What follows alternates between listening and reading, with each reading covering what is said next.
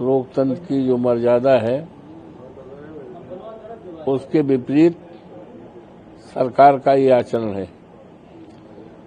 माता प्रसाद पांडे जी उत्तर प्रदेश विधानसभा के नेता प्रतिपक्ष हैं और दो बार विधानसभा के अध्यक्ष रहे, वरिष्ठ नेता हैं और माननीय राष्ट्रीय अध्यक्ष के निर्देश पर एक प्रतिनिधिमंडल का अभिनजा हो, एक प्रतिनिधिमंडल का गठन हुआ है और उन्हीं के निर्देश पर ये प्रतिनिधिमंडल जा रहा था वहां के हालात को देखने के लिए, वहां के अत्याचार को देखने के लिए और सरकार को जिससे कंस्ट्रक्टिव सुझाव दें, वहां शांति बहाल हो, अन्याय न बढ़े और वहां बुलडोजर न चले। ये सब बातों के लिए माननीय राष्ट्रीय अध्यक्ष के निर्देश पर हमारा प्रतिनिधिमंडल जा रहा था, लेकिन उसको जाने से रोक दिया। थोड़े में ज्यादा स्वाद यही तो है इसकी खास बात। वाओ मामा, क्या स्वाद है। अरे मेरे राजा,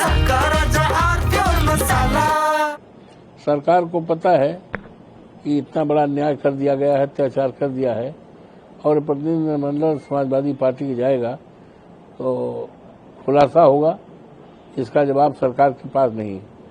इसी को छिपाने के लिए रोका गया है, लेकिन उनके रोकने से समाजवादी पार्टी का जो विचारधारा है अन्याय के खिलाफ लड़ने का, अत्याचार के खिलाफ लड़ने का, इस प्रदेश में शांति और भाईचारा कायम करने का, वो बना रहेगा और जो रोका गया है गलत है।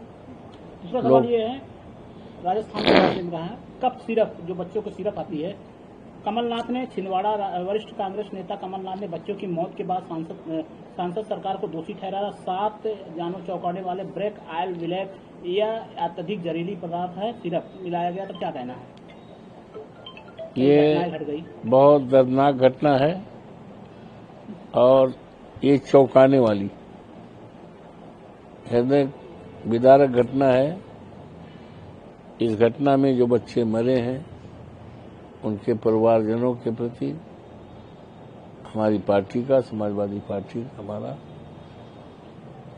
सहानुभूति है और ये पूरी तरह से मोदी सरकार के जो है देश में, जो कि स्वास्थ्य सरकार की जिम्मेदारी है, स्वास्थ्य, शिक्षा की, सुरक्षा की,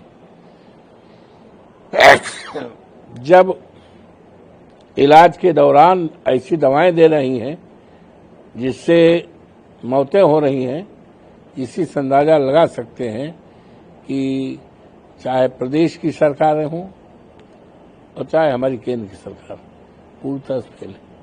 पीएम मोदी ने ट्वीट किया है, पोस्ट किया है, राष्ट्रपति ट्रंप के नेतृत्व का स्वागत करते हुए गाजा में शांति प्रयासों के रूप में निर्णायक प्रगति करते हैं, बंधकों की रिहाई के संकेत और महत्वपूर्ण कदम को आगे बढ़ाते हैं। मोदी और ट्रंप जी का दोस्ती तो जग जाहिर है ना। अब की बार ट्रंप सरकार और वही ट्रंप हैं जिन्होंने पूरी तरह से यहाँ हमारे देश में चौधरपन करने का वो किया और फिर कहा हम ये रोक देंगे, वो रोक देंगे, आर्थिक स्थिति बिगाड़ देंगे।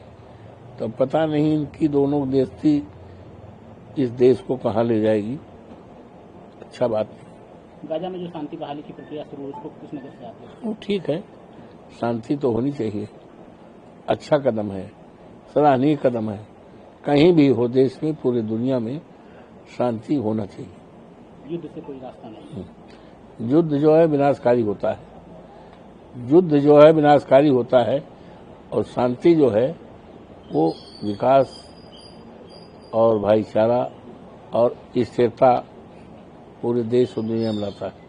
बिहार चुनाव को लेकर के सी ज्ञानेश कुमार की समीक्षा करने के लिए पटना में चुनाव आयोग की शुक्रवार की पटना में 2 दिन की यात्रा के लिए टीम पहुंची हुई है। इसमें चुनाव आयुक्त सुखबीर सिंह सद्दू और डॉक्टर विवेक जोशी, क्या कहें? हमें उम्मीद है कि जिस तरह से भारतीय जनता पार्टी ने वहां पर वोट कटवाने का काम किया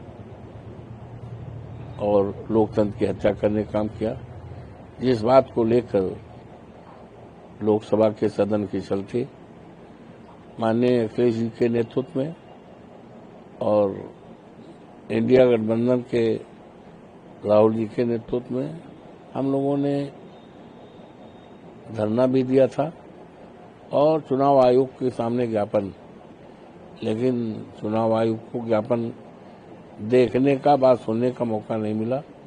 हम उम्मीद करते हैं बिहार में चुनाव आयोग सरकार के दबाव में कोई काम नहीं करेगी और पूरी तरह से लोकतंत्र में जो प्रक्रिया है चुनाव की वही अडॉप्ट करेगी।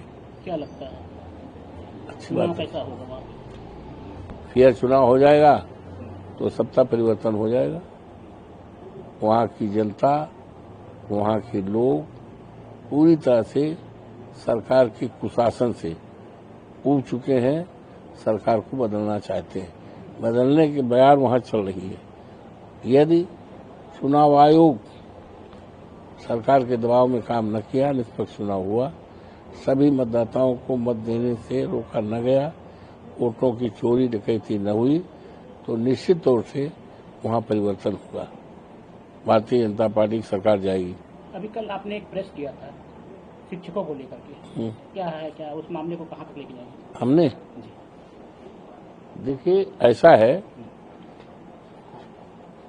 कि एक फैसला माननीय उच्चतम न्यायालय का हुआ।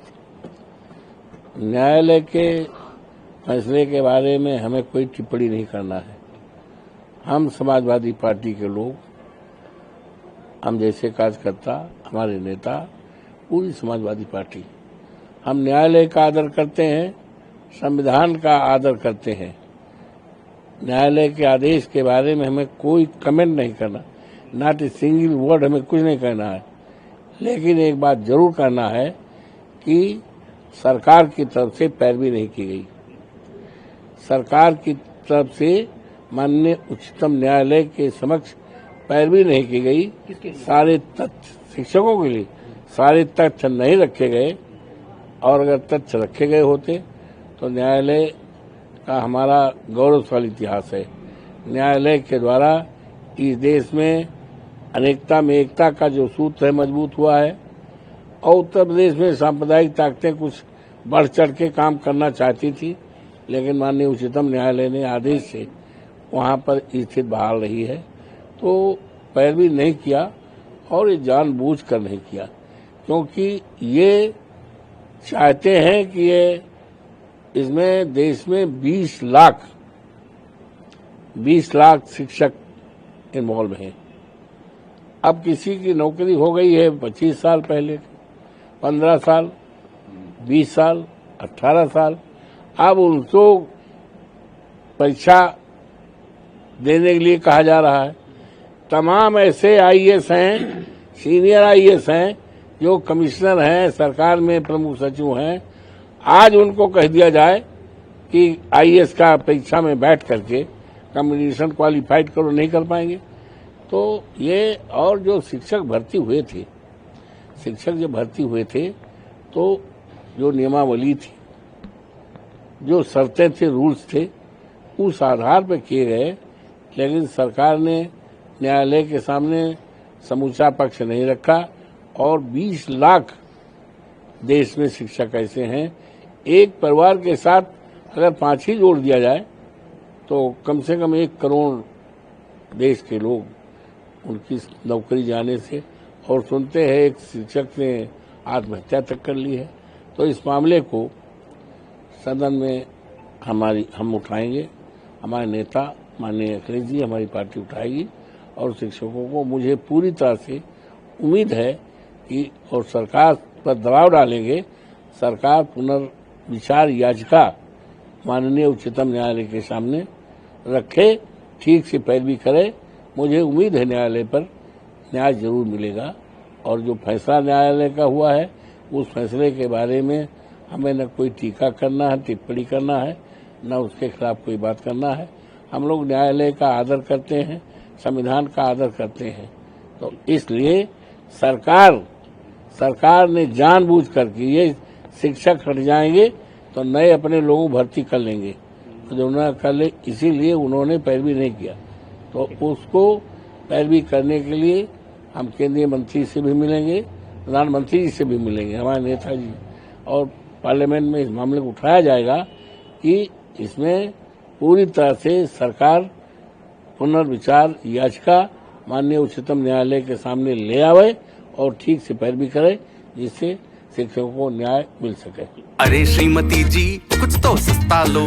नहीं श्रीमान जी, सब बढ़िया लो। इसमें क्या खास बात है? थोड़े में ज्यादा स्वाद, यही तो है इसकी खास बात। क्या स्वाद है? अरे मेरे राजा, राजा और प्योर मसाला।